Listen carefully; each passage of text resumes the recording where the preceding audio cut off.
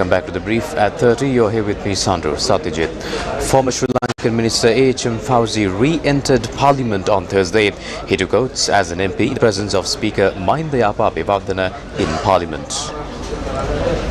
Karu Abdul Majid Mohammed Fowzie Metituma. A gazette notice was published in January naming former Sri Lankan Minister A.H.M. Fowzie to the parliamentary seat left vacant following the resignation of Mujibur Rahman. Former Sri Lankan Minister A.H.M. Fowzie secured 48,701 votes from the SJB's Colombo district list at the 2020 parliamentary election. In 1959, A.H.M. Fowzie entered into politics and contested for Maligawatha ward. In 1973, he was elected as the 16th mayor of Colombo, and in 1994, he was elected to Parliament for the first time.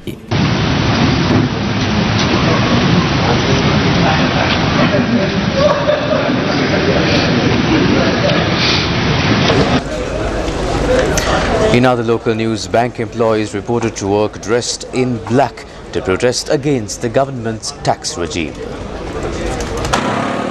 The Ceylon Bank Employees Union said that all members reported to work dressed in black in support of the National Protest Day. The Ceylon Bank Employees Union also said that the government has failed to respond to the amendments put forward by the professionals with regard to the new tax policy, and thus strict trade union action will be instituted. Over 3,000 bank employees from public, private and international banks joined the protest. We are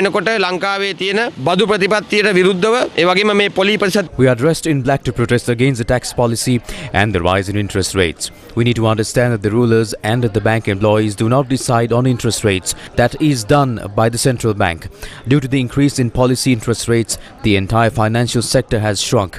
The people who used to benefit from that are facing a crisis. In addition, the business scope has shrunk and no one wants to obtain a loan. We have no income. The people are left helpless.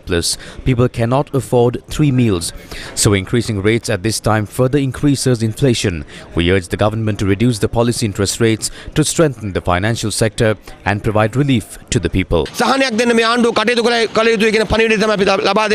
Moving on to news overseas, New Zealand's Navy has intercepted a floating haul of cocaine in the Pacific Ocean in what the country says is its largest ever drug bust.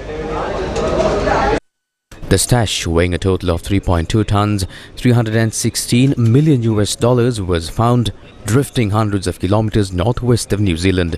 Police believe it was destined for Australia, where it would have been enough to serve that market for a year. The packages were strung up with buoys and some labelled with the Batman symbol as well. Pictures released by New Zealand police and defence officials also showed cocaine packets labelled with a black 4-leaf clover symbol.